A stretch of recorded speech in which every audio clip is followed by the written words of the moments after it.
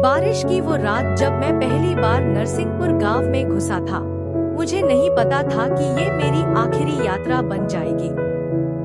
गांव के बाहर वाली पगडंडी पर मिट्टी कीचड़ से भरी थी, जूते डूब रहे थे और दूर कहीं से भेड़ियों की तरह साए हिलते दिख रहे थे। गांव के लोग कहते थे कि यहाँ अमावस की रात को पुरानी कुएं वाली बावड़ी से एक औरत निकलती है, जिसका नाम था कमला। 50 साल पहले उसने अपने नवजात बच्चे को कुएं में फेंक दिया था, क्योंकि पति ने कहा था कि ये उसका नहीं है। बच्चा डूब गया, लेकिन कमला का दर्द नहीं डूबा। वो हर अमावस को बच्चे की तलाश में निकलती है और जो भी रास्ते में मिल जाए उसे अपनी गोद में ले लेती है। मैंने ये सब कहानियाँ सुनी थी, लेकिन विश्वास नहीं किया।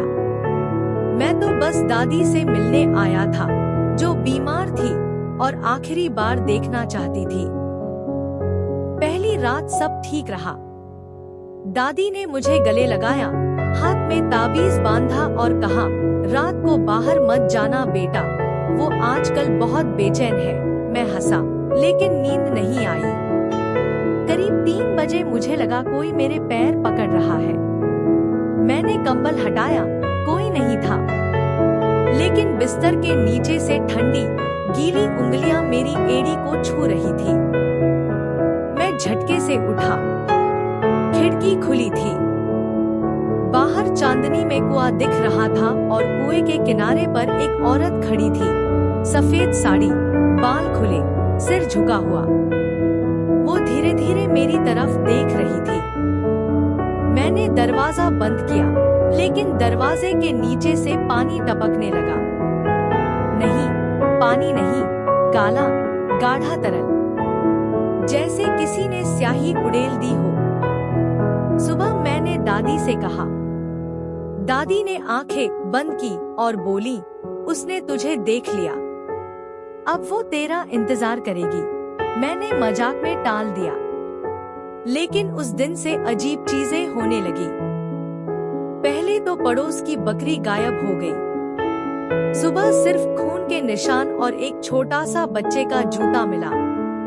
अगले दिन शाम को गांव का छोटा लड़का रिंकू खेलते खेलते कुएं के पास गया और चीखा, मैं आ रहा हूँ माँ।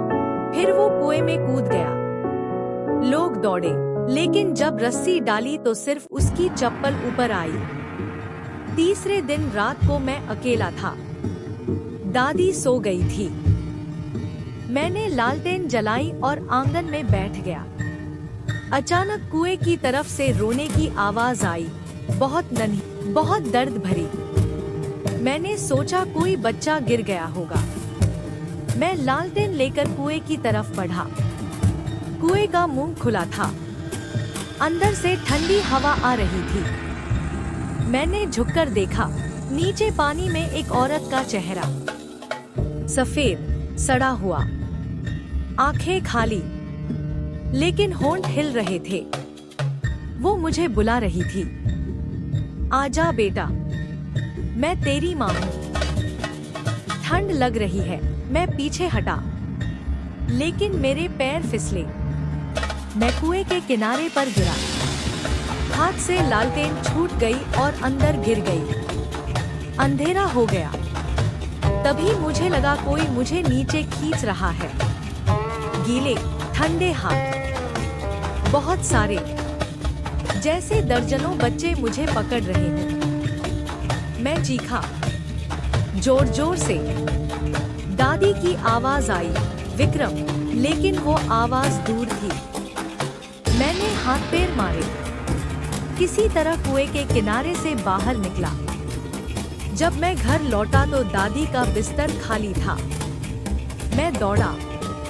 आंगन में दादी खड़ी थी, पीठ मेरी तरफ। मैंने पुकारा, दादी। वो मुड़ी।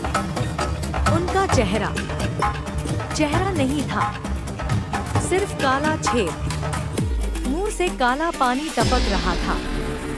वो बोली, बेटा, कमला कह रही है कि तू उसका है। मैं भागा, लेकिन घर के दरवाजे बंद हो गए, खिड़कियां बंद।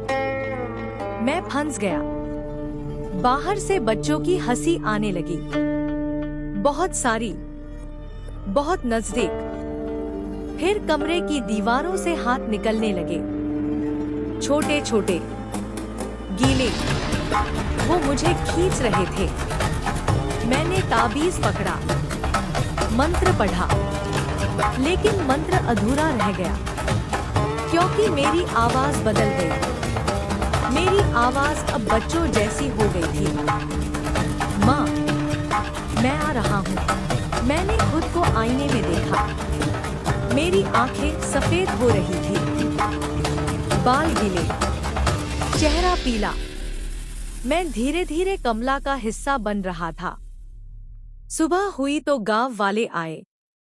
घर खाली था, सिर्फ कुएं के किनारे मेरे जूते पड़े थे, और कुएं के पानी में एक और चेहरा जुड़ गया था, मेरा चेहरा।